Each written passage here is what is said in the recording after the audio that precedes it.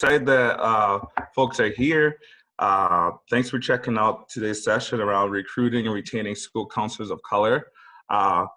My name is Derek Francis, and I'm the manager of counseling services in Minneapolis Public Schools. I've been a counselor for finishing up my 8th year, and most of those have been spent in Minneapolis, but also I spent some time in Anoka, Hennepin. We're going to share our transparent stories. I'll have Dr. Rutledge introduce herself. Yeah, so I'm Marsha Rutledge. I am an assistant professor at Longwood University here in Virginia, former school counselor for about 18 or so years prior to moving to higher ed. And so now I'm the coordinator of the school counseling track. So I train future school counselors. And so I can tell you, Derek and I are very excited about this conversation.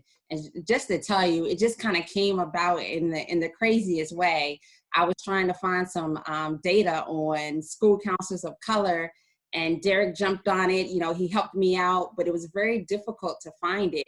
And he said, you know, this is a conversation that we need to have. And we said, yeah, let's do it. And here we are. And so I appreciate him starting that conversation. We haven't known each other long, but what I can tell you in the time that we have known each other, Derek is passionate about school counseling. He's passionate about advocating for school counselors of color, which I'm sure you're going to be able to tell through his speech and his excitement. He might be able to let me get a word in here and there. We'll have to see how it goes. But thank you, Derek, for opening this conversation for us to have. Yeah, definitely. And I appreciate just time to collaborate and your skill set as a professor and bringing in your knowledge and skill set. It's helped me feel empowered. So thank you. And I'm excited that we're about to share our authentic experiences. We're bringing our stories. We're not going to water it down for anyone. So I hope that you all are okay with that. And also part of it is might use humor. We're going to do storytelling from our experiences as school counselors and in the roles that we also are in as supporting and developing school counselors. So go ahead. Let me do a little logistics stuff. So again, for those of you who just joined us, please know that we are recording this to make this available once it's over. We are going to try our best to monitor the time, and we're going to leave space at the end for any questions and comments or experiences that you want to share. We are fully aware that we may not be able to get to everybody, but we'll try to fit in as many as we can. So please utilize the chat feature. I'm going to be trying to monitor it. So if you have an experience or a comment, put it there. If you have a question, put it there. And then when we get towards the end, we'll be able to pull some out to be able to join in the discussion. Cool. So here's what we're going to do today. We're going to provide strategies to school staff around recruiting and retaining counselors of color. We're going to talk authentically about the barriers and microaggressions experienced by school counselors of color. And then we're going to come up with some proactive strategies for our allies to school counselors of color, but also allies to educators so that they can think about and have strategies to say, here's what I can do now. So that's our plan for today. We'll do it in a variety of ways, beginning with the history and overview of how we got here. We'll also have time to talk about just our experiences. So let's get started. Why is this important? I think it's important for us to begin by learning the history of how we got here. And so I'm going to give you a quick history recap around the role of educators of color in the U.S. So up until integration, there was many educators of color in the U.S. Definitely in the South, there was far more educators that were teachers in the schools down in predominantly for African American students. There's segregation. So the teachers at those schools were all African American. Once integration happened, those teachers of color, they were not being hired on to the integrated schools. That started to create this gap where They weren't able to find jobs. The schools were integrating, and students were heading to schools that were more integrated, and the enrollments were dropping. So some of those staff were losing their jobs in that way. So I think it's important to know how we got here, how the representation of people of color in education has gone down. And then also want to show where we're at right now with counselors. So in the US, go ahead. Let me jump in on the history piece for a minute, because a lot of the things that we're going to talk about when we talk about school counselors is going to parallel to teachers of color as well. Because in the reality, we're all educators, so educators of color. And so when you think about, I think I heard it termed this way the other day, an unintended consequence of Brown versus Board of Education, right? So that wasn't what people expected to happen, but as a result, taking the kids and integrating them into the schools, but not taking the teachers with them, right? And so these teachers were lost. And there is this, I guess, an article that's called The Hidden Cost of Brown versus Board of Education. And I just want to, if you give me a moment, I just want to read something to you, because I found it very powerful. And it says, while Brown enabled children of all races and backgrounds to have equal opportunity and access in education, poor integration implementation policies and widespread white backlash presented problems for many Black students and teachers.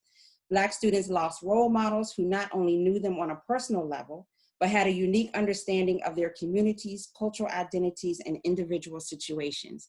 And if you think about it, that's what has happened, right? And we're still feeling the effects of that today when we talk about school counselors of color. And so we have to understand that this idea of representation matters, right? So when these students are not seeing us in these particular roles, they are not thinking that is a possible career option for them. And so that historical aspect of what happens with the teachers is still being seen, and why we don't have many educators in general, but specifically for this conversation, school counselors of color. Definitely, and I think it's important for us to know that history. And here's where we sit now with school counselors in the US. 70% are white counselors. In the second place, it's showing 19.8 are African-American counselors, third coming in as Asian counselors. And that data looks different based on where you live, the part of the country you're in. I know here in Minnesota, that's not the same statistics. In Minnesota, our largest school district happens to be Anoka-Hennepin, and they have only one counselor of color. A lot of schools in the area, you see lower numbers of counselors of color. And so I think it's something to be mindful of, that looks different based on where you live. But it's important to, and we'll share throughout, just some of the benefits of advocating for more counselors of color. So one of the concerns with this lack of data. So when we were putting together this presentation, I was like, okay, let me find out what the numbers, really look like. And unfortunately, I couldn't find it. So I couldn't find it in our parent organization. I couldn't find it even in my state organization. And to me, that's an issue, right? So when we're in this era of accountability, especially in the school counseling world, right, we have to show and prove, our impact and our effectiveness. We also need to show and prove the numbers that we're talking about. If we're saying that we need school counselors of color, we at least need to know how many of us there are, right? And unfortunately, that information seems to be kind of difficult to find. And so I'm curious, if you all know of a better way or have access to the data, go ahead and put it in the chat and let us know, because I see it as an issue. And I feel like our parent organization and our state organizations might need to do a better job of tracking that data so that we can really see what the situation looks like. Exactly, it's true. I know it's something, it'd be nice for that data to be readily available. Yeah. Let's see. All right. So similar, like I said, this is going to parallel teachers of color a lot, but just like we know there's research out there that talks about there are benefits to educators of color, we know that there are benefits to, school counselors of color. there is at least one research article where it says that students who had a school counselor of color were able to make those connections, and those connections resulted in, improved graduation rates, improved college going rates, and so forth. And so if you think about it, as our school systems are becoming more diverse, and that is one of the maps that you see there. So that by I think was it 2020, Derek? 2026, yep. Yeah, 2026, you're going to see, as you probably are already seeing, this shift in demographics in our schools, right? So there's not going to be, a majority and minority culture anymore. You're going to start seeing a diverse population of students, and are our school counselors who are currently in the buildings equipped in a culturally responsive way to work with those individuals? Are those students going to be able to see representation in the schools? And so we know that in the African American culture, at least, and maybe in some other cultures, there's already this mental health stigma, right? About seeing counselors and utilizing those services and acknowledging when you have mental health issues. And so the fact that you have somebody in that school that looks like you, that says, yes, we all have some mental health issues that we need to address and that we need to work on, and it's okay, and I'm here to help you. That's extremely important in trying to break that mental health stigma. Did you jump in and add anything before I move on there? Yeah, I just wanted to, I think, have folks think to themselves also, if you had, growing up, people of color that were educators in your school, as educators, direct instruction, or in administration, and how many you had, and what that experience was like. If you're a person of color, what was that experience like? How that felt? That instant trust that sometimes come with seeing someone who looks like you. And I noticed that when I was at Champlain Park High School, we had 3,000 students, and I had about 560 on my caseload, and there'd be kids who would come in and say, hey, I know you're a school counselor here. And then I'd say, yeah, I'm a school counselor. We'd look and see, and sometimes for them, just knowing, hey, I know that person of color here is a school counselor. Sometimes they didn't even know who was their counselor, but they knew, all right, who's that person of color here? Maybe I can learn from them, build relationships, and connect. So I think it helps all students be able to build relationships cross-culturally. Yeah, that connection piece again, that building of relationships, having someone that you feel understands you and where you come from. And that brings us to this conversation of like cultural relevance, right? So if you follow anything about cultural responsive pedagogy and things like that, you understand that, students learn better when they can connect that information to their own existence, their own experiences, their own ways of being, and their own ways of thinking. And who better to make those connections and build those relationships than school counselors of color? And so when you're able to do that, I think that's what ties into that academic success. The other thing that comes to mind is when you think of how students learn, and I think of Piaget and the assimilation versus accommodation story. This is going a little off topic, but I'll bring it back around in a minute. So if you think about, as school counselors, we work on academic success, we work on career readiness, and we work on personal and social development, right? So when you think of this idea of academic success and the way students learn, Piaget says that we do, people learn by assimilation and accommodation, right? So assimilation is when they can take that information and put it in their existing schema. So what they already know, attach it to their experiences and the knowledge that they have. Versus accommodation, where they have to create a whole new schema to understand and comprehend this information. So if you think about students of color, they are accommodating every single day, right?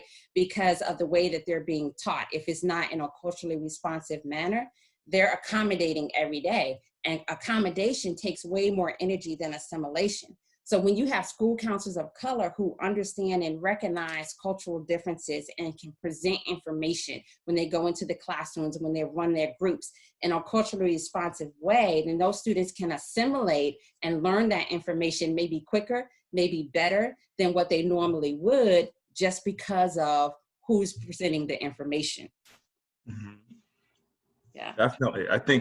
So definitely think about that. I think folks who have had that experience, it's easy to relate to. You're like, I remember I had one teacher of color in my whole K through 12 growing up. And I remember him, Mr. Sanders. I was like, oh yeah, like I know who he is. I was excited to have him. And it just was like an affinity I had to him. I was like, this is my first time having an African-American and male teacher.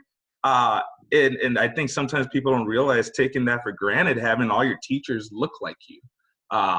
And especially when you understand the history of our country and maybe microaggressions that you felt, where you're like, man, like I don't have to, that extra layer of stress, like that you don't have to worry because I see that person and potentially they're not going to do that to me. I'm hoping that that's not the case. So you just realize that when you have someone they share that cultural background with. Yeah. So, my experience, I did have a few teachers of color, but, Derek and I have talked about this. I had one school counselor of color, and Derek did not have that experience, but and it was a male school counselor of color, which is even more rare in our field. But I remember him well because the programs that he brought it was high school, the programs that he introduced us to were programs that we didn't get before he got there, right? And it was tailored to the specific needs that we as students of color had. So it was like, I think it was called Project Discovery. And it was a program for minority students to be able to get access to college information and go on college visits and things of that sort. And we didn't have that information before he came. So it really makes a difference when, again, in the school counseling world, when we talk about looking at what the data says, and if there are gaps that need to be filled, then you tailor your interventions and you tailor your programs to those specific populations. And so you need people who are willing to come into the school systems and provide those programs in a meaningful way that students feel connected and are getting the most out of their school experiences. And so those are some of the benefits that we see. Feel free to put in the chat some of the benefits that you feel are specific to having school counselors of color in the building that you think students would gain. And that leads us, we've kind of been talking a little bit about what our experiences are as school counselors of color. And Derek, I'll let you start with this. Yeah, and so sharing this, it's a collection of my own experience, but also experiences of other counselors that I've connected with in my 8 years. Just understanding what it's like to be a school counselor of color in Minnesota. So a lot of my experience in Minnesota and connections with people in other states. So the first piece is just understanding racial battle fatigue. And I hope as I'm sharing some of these things, if you're not a person of color, you can hear to kind of start understanding what it feels like, the experience for educators of color in predominantly white spaces or spaces that are not as integrated. So starting with racial battle fatigue, that's just the ongoing psychological, social burden of navigating race and discrimination, of understanding the persistent microaggressions, enduring it. I know that's something that I endured early on in my career as a school counselor when I would go to either professional developments or even going into schools and staff asking, hey, are you security? Are you a security guard here? Or are you a coach here? And not really being seen or taken as someone who was a counseling staff member. So I think that was kind of a challenge, but then also understanding the isolation of being in a district where there's not a lot of people of color represented. It can be a stressor, a struggle of not really feeling like you have people that you can connect with, people who understand your background, maybe some of the topics you bring up. So it's important to understand the isolation that many folks share that they feel. Next would be understanding of bringing your authentic self, just how you speak, how you talk, the lessons you want to put out, the way you dress. I know sometimes I would wonder, should I put my earrings in? Can I wear these shoes? But being mindful of how am I presenting myself? And it's just a dilemma that sometimes can be stressful. One of the toughest pieces is the dismissal of your experience. So whether it's an experience around race or discrimination, or even when students raise concerns about discrimination that they've had, and when incidents happening in the building, how isolating that can feel, but also how the stress of not feeling validated when you raise a concern. That is hurtful. And I think it's important for people to be mindful of that being a pattern. The last one on here is just feeling like the token person, being tokenized. Tokenized in a way where it's like, oh yeah, like we do have Black counselors here. Look, there's Derek. When it's like or referring to me to, you know what, you should work with all the Black students here. How about you start a boys group for all the Black students? So a lot of that heavy tokenism where it's like, you know, I actually want to work with all students in our school. I don't want to be just called upon to do things just for the students of color, just for when it's time for behavior. So those are some things that are part of the experience when you're a school counselor. And if you want to a school counselor of color, if you want to retain these folks, we'll share some strategies to be an ally and support someone who's feeling some of these things. How about for you, Dr. Rutledge? Yeah, a couple of things that came to mind. I remember in our conversations how you talked about, and I think this happens a lot to males of color, where a lot of times they're seen as like disciplinarians for students of color, or if a student is interested in athletics. I think Derek had that experience about the athletic piece. And then that's that tokenism piece that you're kind of pushed into certain roles that you necessarily may not want to be in, but because those stereotypes are there, you're looked at a certain way, so you're utilized a certain way that may not be aligned with what we as school counselors do. And the other thing that came to mind as you were talking, you talked about isolation, but I also felt like it can be exhausting, right? If you're the only one or one of very few. And especially if there are a lot of systemic issues going on where you always feel like you have to be the one advocating for certain groups or certain issues, that can get exhausting if you feel like you always have to show up in a certain way, in a certain manner. Derek and I also had this conversation about the bringing your authentic self. And I'd love for you all to put in the chat how you feel about this. You know, do you feel like you can bring your authentic self to your buildings every day? I know my girlfriends and I were having a discussion the other day about braids. And so someone felt like it was unprofessional, whereas somebody else felt like, you know, get your foot in the door first and then you can wear your braids. And somebody else felt, oh no, I'm going to wear my hair the way I want to. And the fact that we even have to think about this, you know, prior to interviews or prior to going into a building can be exhausting at times, because you want to be your authentic self, but you also have to understand there's this perception piece that a lot of times, and unfortunately, works against us. And so these are some of the experiences that we have to take into account for these school counselors of colors that are coming into our buildings. And do our administrators recognize and understand what is going on with those types of things? One of my experiences, my first position was in a county where I was the only person of color in the entire district, not the school, the entire district. And so I know you're wondering, well, why in the world did she take that? And I don't even have an answer to it, but I did. And it was okay. But what I realized is, you know, when I talk about isolation and exhaustion, you know, I wasn't connected to the community. I wasn't connected to the parents. I wasn't really connected to the faculty and staff, but I was doing my job. You know what I'm saying? And there's a difference. That can get a little lonely. That can get a little exhausting. And I stayed there for about 2 or 3 years, and it went fine because I had an administration that was very supportive. But trust and believe, I was aware that the parents were not very fond of, here's this Black woman trying to mentor my college-going senior and things of that sort. And even though there wasn't any direct comments towards me, there was comments to my administration about their uncertainty about my ability to do my job. And I can only assume that it was because of my race, you know? And so things like that, when you think about, okay, why are people leaving? Why aren't people going into the field? You have to go back to what are the experiences. I'm glad you shared that, because that uh, persistency of the microaggressions, and you try to tell yourself, like, am I crazy? Am I making this stuff up? It can get exhausting. And then also I see that James mentioned, and I'm assuming he's an African-American male counselor. And I've experienced this too, where you have the phone conversation with the parents, and I put on my phone voice.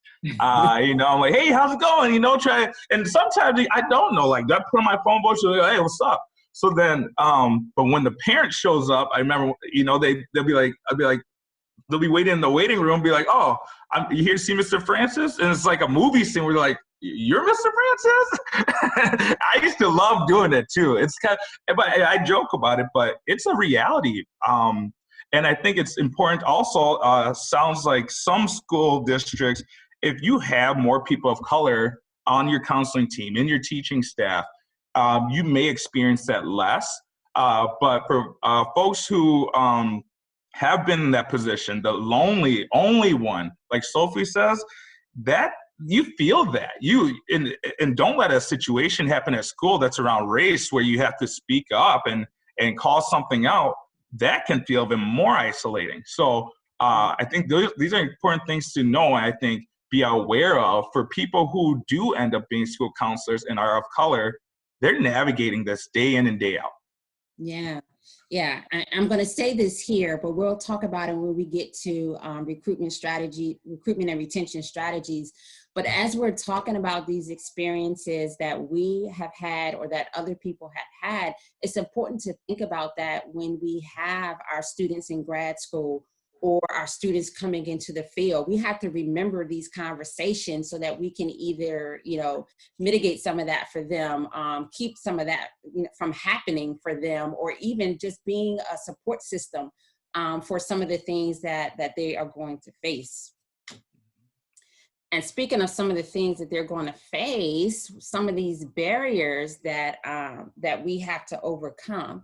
And so one of the things, I told Derek when we were putting this together is, yes, we can talk about, recruitment strategies and retention. However, we have to face the fact that some of it falls on us, right? Some of it falls on our ability to do our part and show up in a way that puts our best selves forward, right? And it's important for us to teach, again, those grad students or those new counselors coming in, what some of those either spoken or unspoken rules and norms are to education, to school systems, to school counselor, whatever it may be. But some of the things that I noticed in my time in the school system is that a lot of people of color, when they don't, how can I say this? We don't necessarily have some of the career-related skills. Now, keep in mind, I'm generalizing. This is not everybody, but this is my experience from what I saw. They don't necessarily have the career-related skills that some other people may have, okay? And I'll give you some backstory. So this whole idea of career self-efficacy and building career-related skills was a part of my doctoral work. It was a part of my dissertation. And it came about because I was in an interview process, and I noticed when we were interviewing, there was a difference, again, my experience, there was a difference between the way the minority women interviewed versus white women interviewed.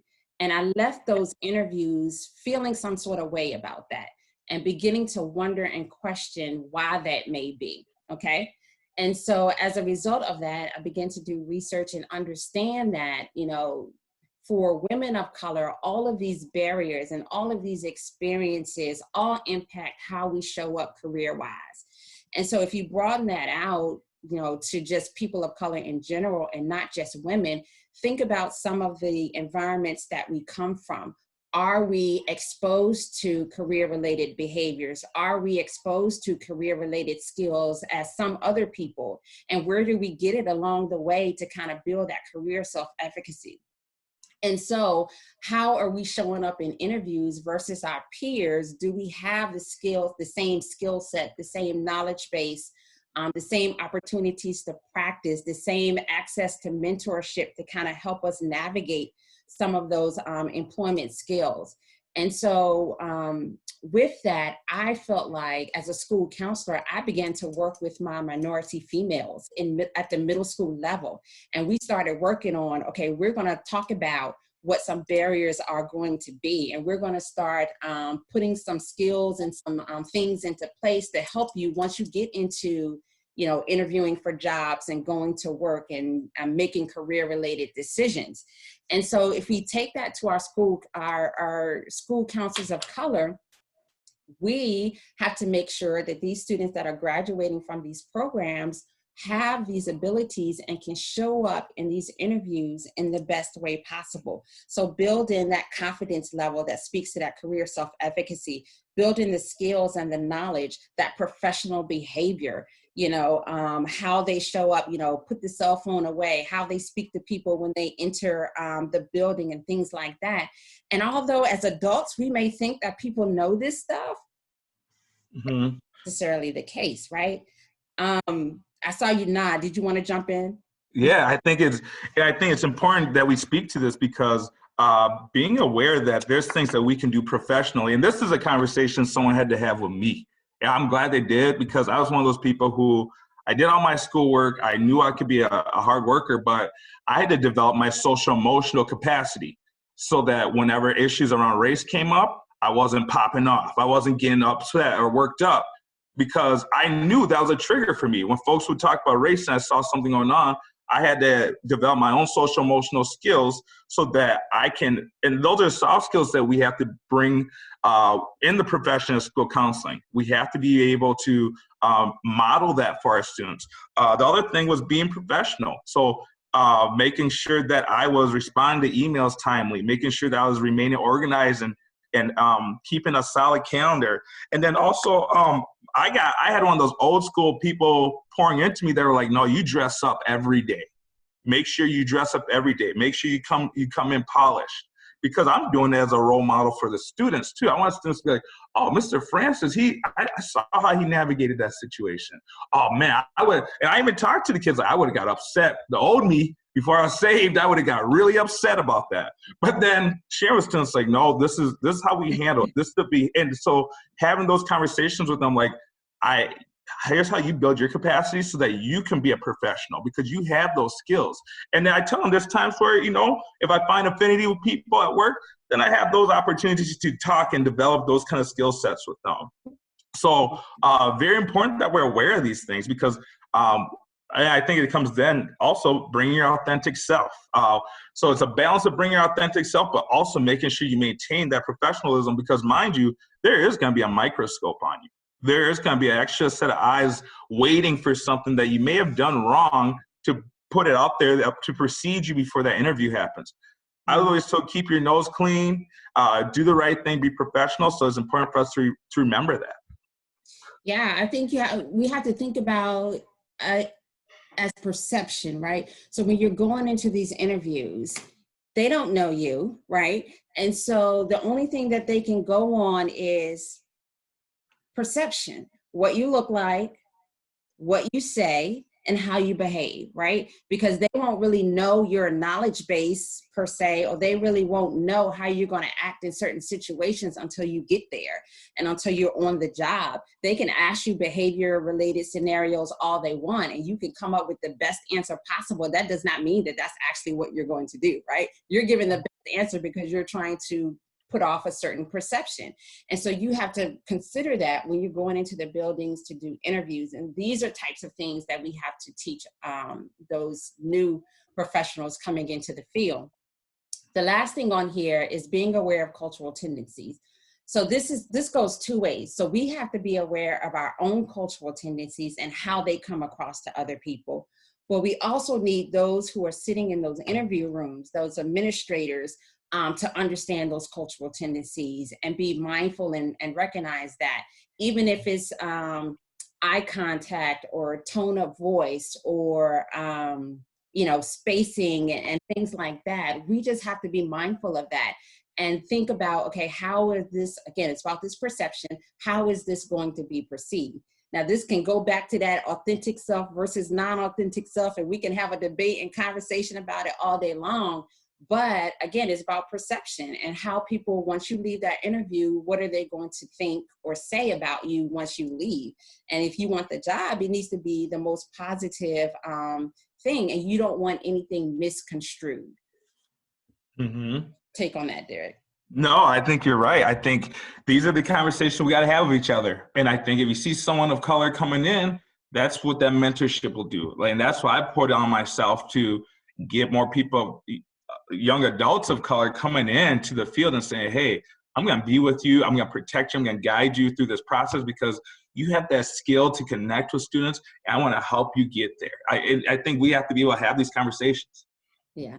So it's interesting in the chat, somebody talks about sneakers and jeans and school t-shirts. And it's funny because when I started my career, I would not wear jeans on jeans day. Like, I just couldn't do it. Somewhere in my mind, it was like, no, that's unprofessional. I'm not going to work in jeans. Now, I eventually got over it, okay? But at the beginning of my career, I don't know, I just couldn't do it. It just wasn't working for me. Or like pajama days when the schools do, some people will say, oh, it's school spirit and you need this spirit. And I just couldn't bring myself to do it. All that perception, I just couldn't do it. Said I wore jeans with high heels. She dressed it up a little bit. Cool, we ready for the next slide? Yeah. Cool. Right. Okay. That's you, yeah. Yeah, so now we're getting into the strategy portion, and being of higher ed, I really sat down and thought about it because I know at my university, we're having these conversations about how we can recruit more school counselors of color. The university that I'm at is not very diverse to begin with in terms of faculty or in terms of student body. And especially in my program, it's not very diverse as well. And so I'm thinking, this is my second year going into my third year there.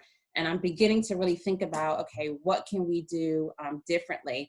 And so from the university side, one is how, where, and who we try to recruit into these programs. And sometimes we have to go to our graduate admissions people and ask those questions. What career fairs are you going to? Like, where are you recruiting?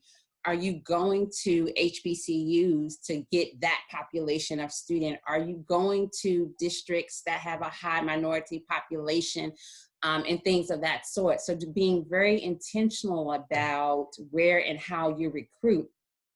Are we going to our undergraduate programs that are feeders into like school counseling programs? So are we talking to our psychology majors? Are we talking to our sociology majors and people of that sort? And reaching out to those undergraduates and saying, hey, this is a career field that you may be interested in. Why don't you come and learn some more about it? So just being very, very intentional about that particular work. And then we have, let's see, alternate programs. So there is, in Virginia, we don't really have or need an alternate licensure program, but some states that may be an issue, especially if it requires some sort of high stakes testing in order to be licensed. There's actually an article that talks about how high stakes testing is one of the reasons why we have a lack of teachers of color, and how that goes back to some systemic stuff that they put into place to keep teachers of color from being successful. So I'm not going to go there, but if you're in a state that has high stakes testing in order to get licensed, then maybe that's a conversation that needs to be had. Is that a barrier that's keeping some minorities from being school counselors?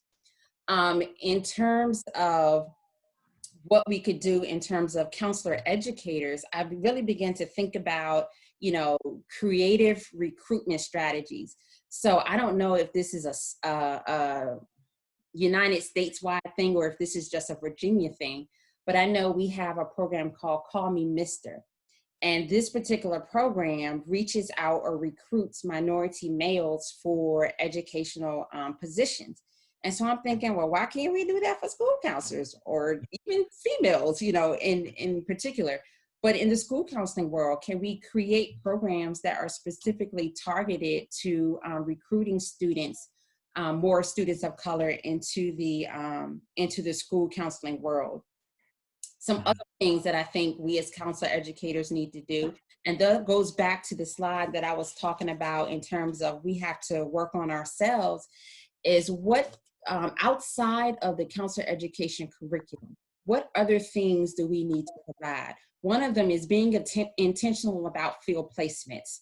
And in our program, our students get to choose the districts that they do their field placements in, which is fine. But sometimes they need a little nudge. Maybe you should go here because you know that they're going to get a good experience if they go here versus where they are trying to go, right? So being intentional about those field placements so that you know that they're getting the best experience, their access to the knowledge and the skills to a comprehensive school counseling program that they may not be getting in another district. And so being intentional about that, but that's going to require us as school counselors, or you all as school counselors, to be willing to take some interns and be willing to offer that supervision and be willing to model what that appropriate professional behavior and knowledge and skills, and share that with our particular students. What else? Some of the other pieces that I thought about from the university side. So outside of the school counseling curriculum, what other things that we can do? One of the things I thought about is we don't teach our students about what the evaluation process looks like when they get into the schools. So how do they learn how to put together a strong evaluation binder, or whatever is used? In our district, it was binders. But that mechanism, do they know how to, collect all the artifacts that they need throughout the school year? So at the end of the year, they are building a good portrait of themselves and getting those positive evaluations and things like that. And maybe that's something that we need to do on the university level before they go into the field, right? I know I do interviewing skills with my students who are graduating. I bring school counseling supervisors into my classes, and we walk through, what the hiring process looks like, what language they need to speak when they're coming into these buildings and interviewing and things like that. So being intentional about that. Even like mini sessions on writing reports and making sure, you have that professional language and tone. What do your emails sound like to your teachers and your colleagues and things like that? Just making sure that they are equipped with all the skills that they need to be excellent professionals when they leave that building. I want to jump in. I know I'm missing something. Oh, no, I think you're good, Carl. I'll get to I think we go on to the next one. You hit all the key points. Okay. And then I'll just say this. So if there are any counselor educators out there in the group and you have some other ideas, please throw them in the chat. We'd love to hear them. Yep. I mean, yeah, definitely. Cool. So then I think it's important to be mindful of, because there's the college level, getting folks into the program, but also how do we, at the school level, counseling department level, how can you recruit and bring in counselors of color? So this is for folks who are in a district. Like I had mentioned, in Minnesota, we have many districts that have no people of color. So being mindful of evaluating your current hiring practices in your team. Do that reflection. What does your department currently look like? If you're sitting at 1 out of 51, like Anoka Hempin, 4 out of 41, like ASIL, what are you gonna do to increase that? Are you even aware that your department looks like that? I think it's important to look at the applicants of color that are in the pool and be mindful of your district's initiatives. A lot of districts talk about how they want to do equity. They say that we're equity-based district. We are really pushing equity, and they slap pictures up of all the different people of color up on their application stuff. But then you look at the candidate pool. You look at the people who are working with our students day in and day out. It's not reflective in the equity statement that that they put out. So be mindful, if your school is hiring people for a counseling position, be intentional to reach out to those counseling programs and say, guess what? We are intentionally looking for people of color from your program. And unfortunately, that's why we have to have the conversation of our college programs, because I've done that to some of the college programs in Minnesota. And there's major programs that are like, we don't have any people of color. So we have to make sure we're getting those students of color into those college programs. But also, when if you say you want to get more people of color into your school building and positions, do that outreach. Be intentional. Be intentional that when you're doing interviews, you can't just say they're not out there, no one applied. You have to do that outreach. The next part is be mindful. Can I jump in right there? Yeah. So when you talk about, the recruitment piece and the school divisions being inviting, I think that's a good segue. I'll let you get to your points, but we also talked about if we go back to representation matters. So when I teach my students to research the schools as much as, they're going to research you, right? So you're interviewing them as much as they're interviewing you. And so you do some work up front. So when they go to the websites, what are they seeing, in terms of your school? Because remember, representation matters. So what does it look like? Is it inviting to them as a person of color? Derek and I also talked about job descriptions. Just reading the job description, does it support faculty of color? Does it say that they embrace diversity and things like that? That is what may or may not entice somebody to even fill out the application or want to be a part of that system. And so I just wanted to throw that in there right there. Yeah, glad you did. Keep sharing, because I think it's important for us to have these conversations. We got to be mindful and reflective of our current practices. It's a system that has created more counselors that are white. It hasn't been happenstance. Folks, it might be intentional or unintentional, but that is how these things are created. I have a picture here of a colleague of mine. Her name's Arnice. She just graduated from UW River Falls, and we worked together when I was at North High School. And the cool thing about Arnice is I saw she had skills to be an amazing school counselor. She was working in our college and career center.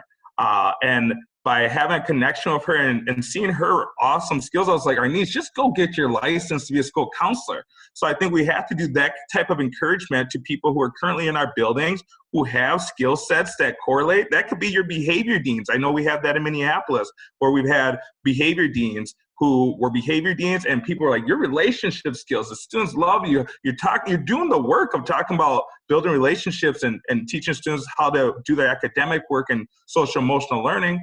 Why don't you go be a school counselor? So we have to encourage those folks. And people got to take them on as interns. My guy Sam in this picture took Arnice on as an intern, and it's awesome seeing his growth, having conversations at Champlain Park about race and having a colleague to build that relationship with and have those conversations with students. So I think just knowing that we have things we can do to get more counselors of color, we have to do it. We have to call out the systems that are in the way. Yeah. So similar to if you see, colleagues that you feel, would make a good school counselor and you kind of encourage them, I feel like it's the same way with our students, especially our high school, our secondary school counselors. When you're working on college and career readiness and these students are researching different career fields, are we suggesting our own field to these individuals who we feel have those personality and those dispositions that would make school counselors? Are we talking about what a 6-year plan looks like? Because we know you're going to at least have to have a master's degree. So are we talking about, okay, yeah, go get your bachelor's in, counseling or psychology or whatever, but what about school counseling, 2 more additional years and you can do X, Y, and Z? And if you in the teacher world, it's like growing your own. A lot of school systems grow their own teachers, right? So they in Virginia, it's called Teach for Tomorrow type programs. And so they identify students coming out of high school that would be good educators, and then they hire them once they get their degree. So we could do the same thing with school counselors. So when we're having that career readiness conversation and we're working on those things, let's go ahead and talk about what that 6-year plan looks like. And then you can come back to the district and be, a school counselor with us. And if it's not with us somewhere, but at least they'll have that conversation up front. So we have to promote our own, our students. Yeah. we might have to hustle. I want to be mindful of people's time. And James, Yeah. I'm going to make sure to come back to what you mentioned about more male counselors. Was this you or is this me, or we just go at it? I don't remember, but but retaining, so we talked a lot about recruiting. So this idea of retaining goes back to what experiences are they having when they're in those buildings? And, you know, are they positive or are they negative? You know, do they feel supported when things come up? One of the conversations that Derek and I had is, you know, when something happens, if it's race related, discrimination or whatever incident it is, are they being supported by the administration in that building? How is the situation being handled? And one of the other things we talked about, a lot of districts have these equity officers, diverse coordinators, things like that. Do we feel like those people, those individuals are doing their job to really diversify the district or the schools?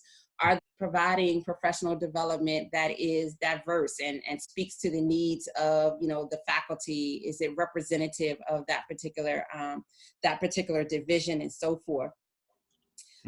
Allowing school counselors in their building to lead, right? Allowing them to do their jobs in the manner that they have been taught to do it. You know, a lot of times when you're in a district and you're trying to advocate, but you're always met with red tape and policy and procedure and they stop you, you know, that can become exhausting. And if you don't feel like you're making a difference with the people that you need to make a difference, then sometimes, you know, that may cause you to leave. I know I talked about my my girls group a little bit earlier when I did the female career group for females of color. And I remember when I did it, now mind you, it was based upon research and data that, you know, when you get into middle school, that's when you begin that career exploration process. And then the research says that women of color are met with all these different barriers. And I put this together and I created this group, but I was met with opposition because all they saw was, oh, there's a Black girls group. That's not what it was. It was a minority. It was open to people of Latino descent and, you know, Asian heritage and all of those things. But what our counseling program teaches us is when we look at the data, if there's a need for a certain population, we feel that need through our interventions. And we can't be afraid to work with certain groups just because of what uncomfortableness it will create with other individuals. So are we allowing our school counselors of color to appropriately advocate and provide the services that are necessary for our students? And if not, then that's a problem in retaining school counselors of color. Yeah, I think you nailed so many key points because so many places will talk about, oh, they check the box. Yep, we got people of color here. Look how many people of color we have here, but not take the time to understand, well, why are they leaving? Why are they only here for a couple of years, or what's their experience like? And I've worked in a school a district where I was the only counselor of color, and navigating certain things like even feeling like the ideas and voices of students of color can be heard by the department. And it's hard sometimes carrying the torch as the only person of color in a district because you're like, does not anyone else see how this is impacting students? I think the other thing we have to be mindful of when you get people of color in predominantly white spaces as counselors is, are you making the networking, the times interacting, the norms, are those inclusive culturally? I know that it can be challenging if you're trying to build relationships with folks and they're not being inclusive, letting you into their in-group space, their crew. And it's hard to feel like an outsider. So being mindful, like, where are y'all going to grab food? Are you going to the same places? What does the area there look like? How can you be intentional to bring that person on? You say you want more people of color at your place. What are you doing to make sure that they're feeling comfortable, feeling included when they're there? So I know we'll talk about some of that moving forward. We're getting long-winded now, so we gotta. I know. But I just want to say, that exit interview is extremely important. Are we asking, why are they leaving? And then are we using that information for people after them? You know, once that school counselor leaves, or even that teacher of color leaves, our administrators, if we have any administrators in the group, are they having that exit interview to really understand their experiences so that they can make it better? They can make it better moving forward. Okay, so yeah, we're running out of time, so let's go ahead.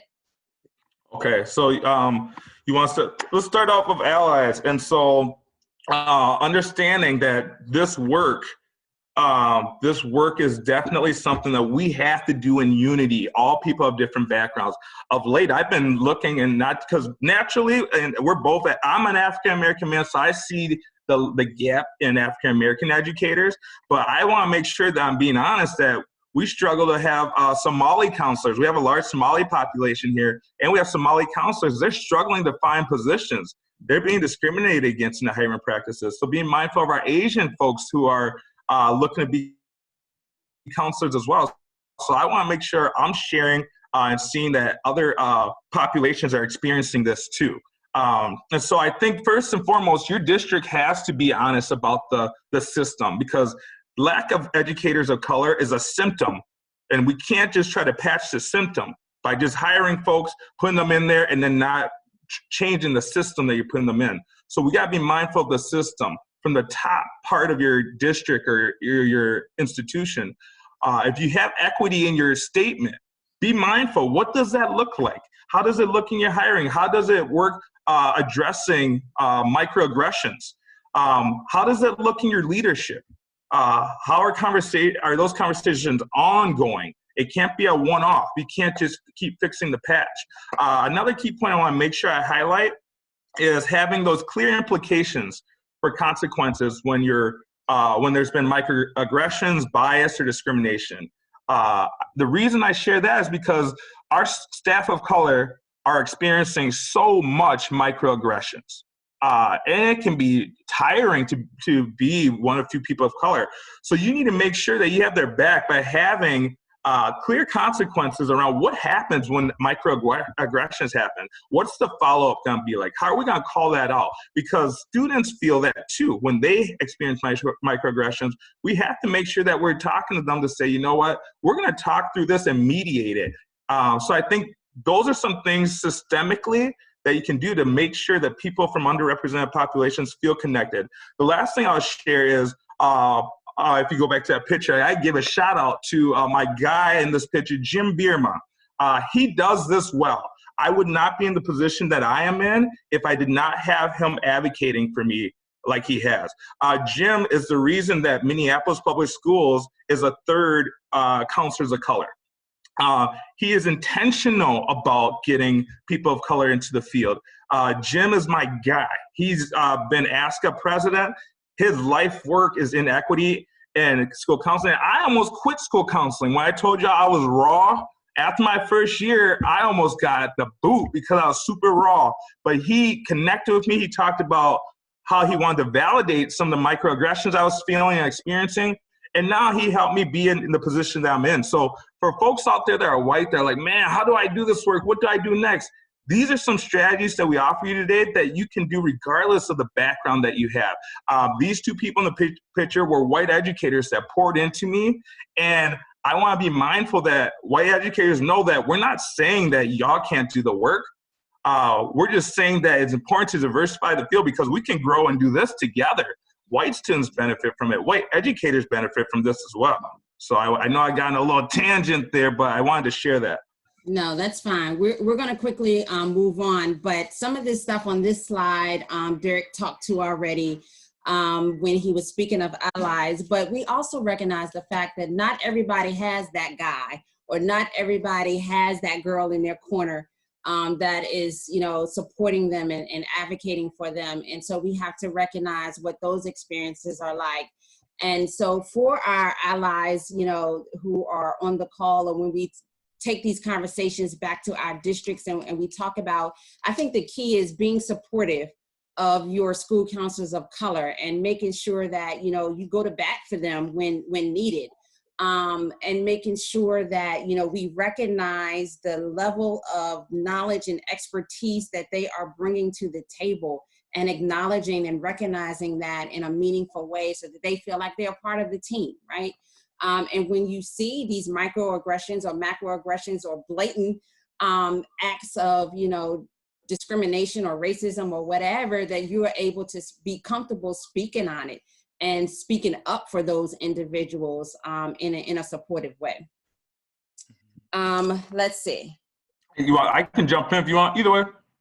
Go ahead, because we're done. We're going to take it, Okay, see if I anybody think the has any last couple of comments. things to be mindful of is I think I want to share this especially with folks whenever they go to professional development. So hearing a professional development like this, I think it's understanding the difference between head knowledge and heart knowledge. So we're giving you some tools and things to do and strategies to support your institution, whether you're a school counselor, you're a teacher, you're an admin, you work at a college.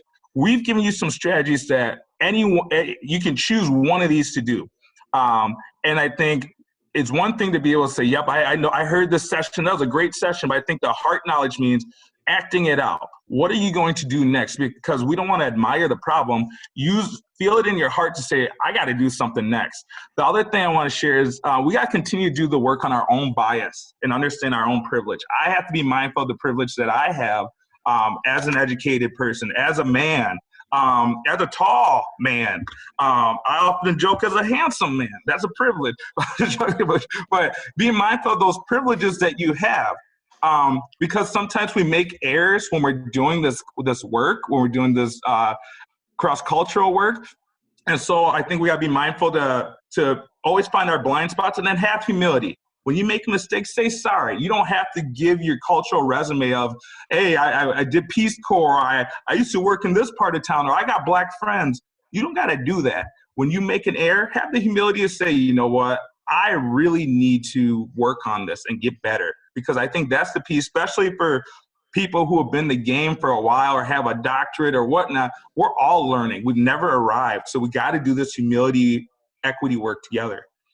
Right. Yeah, definitely. And one of the questions you can ask yourself is, am I helping or am I hindering this process? Right. And being honest about that reflection. And if you can't say that you're helping, then maybe think about, what support you can offer those individuals that are currently in your building and those that are to come. So listen, we can't solve this issue in an hour. We just wanted to open the space for this conversation. We sincerely appreciate all of you joining us. But one of the hopes is that the conversation doesn't end here. So in the chat, people were saying, oh, this would be a great ASCO or ACES presentation. And you never know, because Derek is willing to travel, so it's good. So you never know, we may be able to put something together for those platforms as well. But we want you to take this information and take it back to your districts, take it back to your faculty, your staff, your administrators, your diversity officers, and things like that, and begin to have your own conversations about what this idea of diversity looks like. How can we be intentional about recruiting and retaining school counselors of color? And so we want to open it up to you guys for just a few minutes, whoever wants to stick around. I understand people have to go, and that's fine, but we do want you to have an opportunity to share. If you have a question or a strategy that we didn't think of or weren't able to share, you can feel free to do that.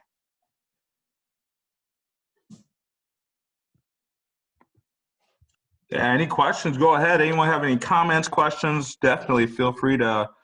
We want to hear feedback if you want, or you can also, so the space is still open for comments and feedback, but if you want to stay connected, and I know folks are like, hey, come to professional developments.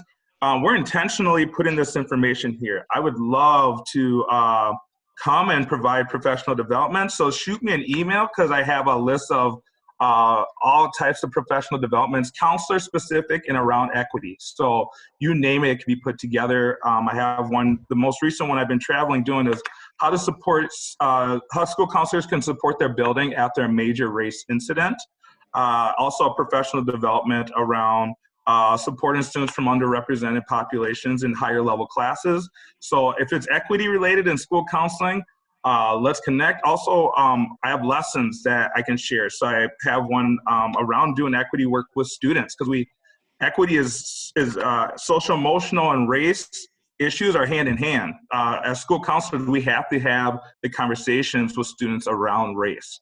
Race impacts students' identity, it impacts how they interact socially, and impacts how they feel emotionally. So it's our job to do the social emotional work that comes with race. So that's my passion. I don't sleep because I think about this stuff all the time. And part of it, if I'm being transparent, I have a daughter. She's biracial. And so just navigating these conversations in raising her in her first year. She had her birthday yesterday. I'm like, man, these conversations around race are smacking my wife and I in the face.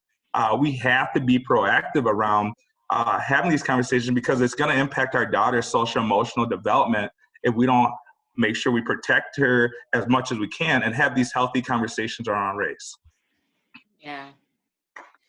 Any comments? Yeah, I just wanted to say, this is James from New York. I just want to say thank you. Certainly, I'm part of our state association as well as local association. And with COVID-19, I think this has all given us a really opportunity to reflect on a lot of different things, as well as offer PD through a lot of different avenues that maybe we haven't really dived into before. So I think we're also going to be offering like a lunchtime Zoom series next year, or like an evening PD series or something. So I think our state association would definitely like to potentially have you guys talk. And so I'll get your contact information and definitely be in touch. So thank you for this great insightfulness. Definitely, it's always nice to connect with other counselors of color across the country. So thank you. Absolutely. Thank you, you, James. We look forward to hearing from you. We appreciate that. Anybody else? Yeah, we appreciate just, and I know folks were curious around, will this be available? It sure will be. We're going to make sure to email it out and post it. If for some reason we don't get it to you, we'll just email us and we'll make sure to send it out to you. Also, we want to make sure if you're like, okay, I went to the session, we heard all these things, can we strategize with you? Hit us up. This is what we're here for. We care about this profession so much. And so reach out. We're accessible. We appreciate you coming to our session, and we look forward to staying connected. Awesome. Well, enjoy the rest of your evening, everyone. If there's no parting words, again, I too agree. Thank you so much. And I look forward to, in some way, shape, or form, meeting you all at a conference or a meeting or something. I think it's amazing how we can come together across the country. And so I thank you all for joining in. All right. Take care. Enjoy y'all.